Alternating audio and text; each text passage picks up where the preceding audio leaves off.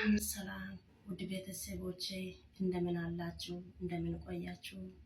ሁሉ ሰላም፣ ሁሉ መልካም፣ እግዚአብሔር ይመስገን። እኔ ጋር ሁሉም ሰላም ነው፣ ሁሉ መልካም ነው። እግዚአብሔር ስም የተባረከ ይሁን። ውድ ቤተሰቦቼ እንደምን ናችሁ?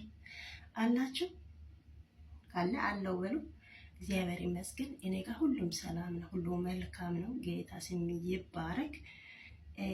ዛሬ ከመጽሐፍ ቅዱስ አንድ ክፍል ይዤ መጥቻለሁ፣ እንደተለመደ ማለት ነው።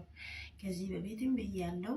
ከዚህ በኋላ የመጽሐፍ ቅዱስ አንዳንድ ክፍል እንማራለን ብዬ ነበርኩኝ፣ በተቻለ መጠን ማለት ነው።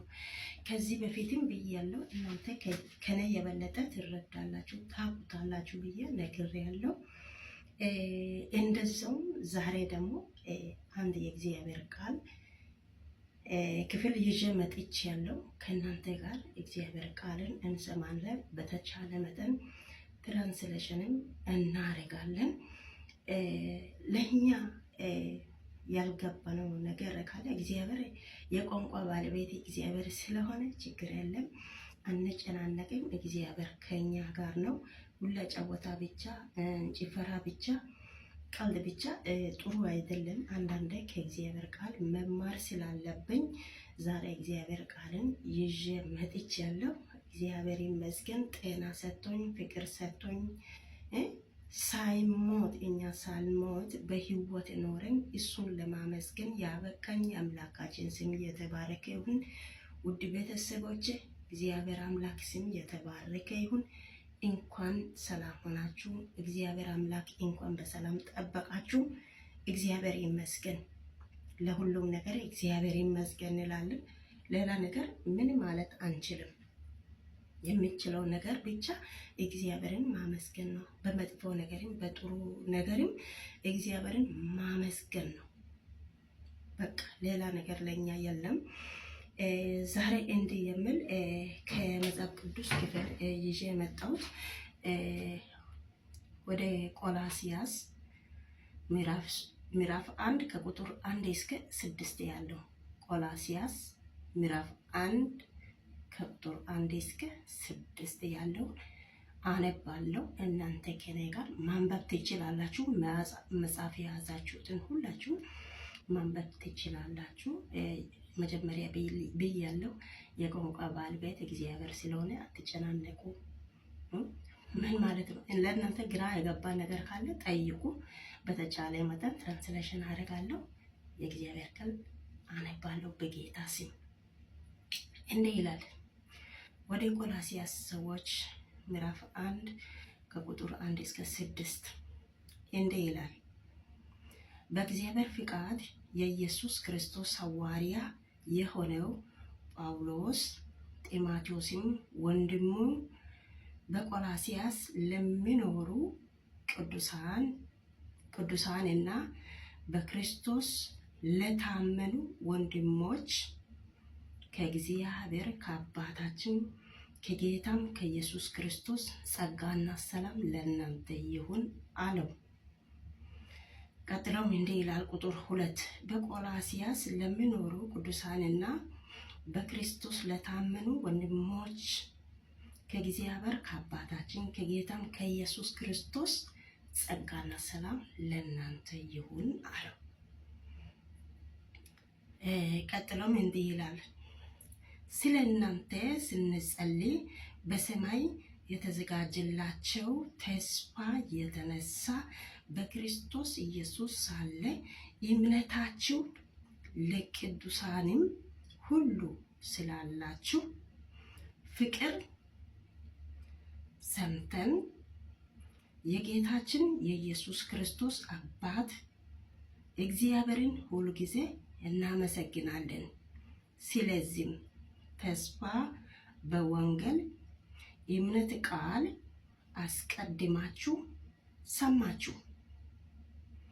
ይህም በዓለም ሁሉ ዳግም እንዳለ ወደ እናንተ ደርሷል። የእግዚአብሔርን ጸጋ በእምነት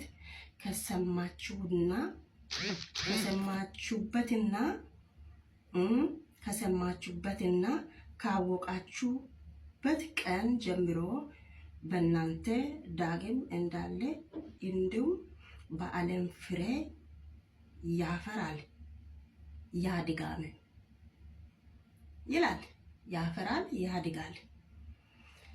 እና እግዚአብሔር ቃል እንዲህ ይላል። ይሄ ከቁጥር 6 ላይ ይህም በዓለም ሁሉ ዳግም እንዳለ ወደ እናንተ ደርሷል። የእግዚአብሔርን ጸጋ በእምነት ከሰማችሁበትና ካወቃችሁበት ቀን ጀምሮ በእናንተ ዳግም እንዳለ እንዲሁም በዓለም ፍሬ ያፈራል ያድጋል ይላል እግዚአብሔር ቃል። እንግዲህ እስቲ እግዚአብሔር ይመስገን። እኔ መጀመሪያም ብያለሁ እግዚአብሔርን ማመስገን ነው እንጂ ሌላ ነገር ምንም የለም። ከኛ ከአንደበታችን የሚወጣ ምስጋና ነው እንጂ ሌላ ነገር ምንም የለም። እግዚአብሔር ለኛ ጸጋ እንደሰጠን ተስፋ ቃል እንደሰጠን በሱ የሚያምኑትን ሁሉ እሱ እንደሚያድን አስረግጦ ይነግራል እና ያስረዳናል። እግዚአብሔር ይመስገን። ተስፋ የሰጠኝ አምላካችን ከኛ ጋር ነው። እግዚአብሔር ስም የተባረከ ይሁን። እሱ ጥሩ ነገር ቢሰራም ባይሰራም ለኛ ያለው አማራጭ ምንድነው? እሱን ማመስገን ነው። እሱ በሰጠው ጸጋ፣ እሱ በሰጠው ፍቅር፣ እሱ በሰጠው ጤንነት፣ እሱ የሰጠው ነገር ለሁሉም ነገር ከኛ ከአንደበታችን የሚወጣው ምስጋና ብቻ ነው። እሱ ከኛ የሚፈልገው ምስጋና ብቻ ነው። እኛ ጥሩ ሆነን አይደለም እኮ፣ ጥሩ ሰርተን አይደለም፣ ጥሩ ቦታ ሄደን አይደለም፣ ጥሩ አስበን አይደለም፣ ጥሩ አይተን አይደለም። እግዚአብሔር በምህረት የተነሳ እኛን አድኖናል። ተስፋ ቃል ሰጥቶናል። በሱ እንዲያምን አድርጎናል። ፍቅር ሰጠን፣ ጸጋ ሰጠን፣ አንድነት ሰጠን። ሁሉም ነገር ሰጥቶ ከኛ ከአንደበታችን ምስጋና ይፈልጋል። ያ ምስጋና እኛ ደግሞ ለሱ ለመስጠት እኛ እንዴት እንደሚሆን እናውቃለን። ራሳችን ማለት ነው። አንደባበቅ። የእውነት እኛ እግዚአብሔር ይመስገን ተስፋ ቃል የሰጠን አምላካችን ስም የተባረከ ይሁን። ቃሉን ልኮ ተስፋ ቃል የሰጠን ለኛ ተስፋ ወደፊት ምን እንሆናለን? ያለፈው ነገር እንዴት ነው ያለፈ ነው። ለወደፊት እኔ ያለው ሸክም የከበደባችሁ ሁሉ ወደ እኔ ነው፣ እኔ አሳርፋችኋለሁ እንዳለ አሁንም ተስፋ እየሰጠ ነው። የኛ ተስፋችን እግዚአብሔር ብቻ ነው፣ ሌላ ማንም አይደለም። በሰው ላይ ተስፋ የሚያደርግ ማንም ያፍራል፣ ይወድቃል። ግን በእግዚአብሔር ተስፋ የሚያደርግ መቼም አያፍርም፣ አይወድቅም። ከሱ ጋር ያለ ሰው ብቻ ነው ወደ ሰማይ የሚገባው። እኛ ጋር የሆነ ሰውየው ነበረ፣ በእኛ ቋንቋ ሳሎገሎ ቶራ ጤራ ይላል። እሱ በአማርኛ ላይ አልችልም። የምችሉት እስቲ ንገሩ በእግዚአብሔር። እኛ እንደዚህ ይላል። እኛ እሱን አምነን አናፍርም፣ አንወድቅም፣ ወደኋላ አንቀርም። ያሰብነው ያቀድነው ነገር ይሳካል እንጂ መቼም የሆነ መሳካት አይቀርም። ተስፋ ቃል ሰጥቷላ። ውድ የአባቴ ብሩካን ውድ ቤተሰቦች እግዚአብሔር አምላክ ይባርካችሁ በያላችሁበት ቦታ። ከዚህ በላይ ደቂቃ ማውራት እኔ አልችልም። እግዚአብሔር አምላክ ይባርካችሁ፣ ጸጋውን ያብዝላችሁ በያላችሁበት ቦታ። ጌታ እግዚአብሔር ይጠብቃችሁ፣ ክፉ አይንካችሁ። ገፍታችሁ ላይክ አድርጉ፣ ኮሜንት ጻፉ፣ እንማማራለን። እሺ፣ እግዚአብሔር ይባርካችሁ።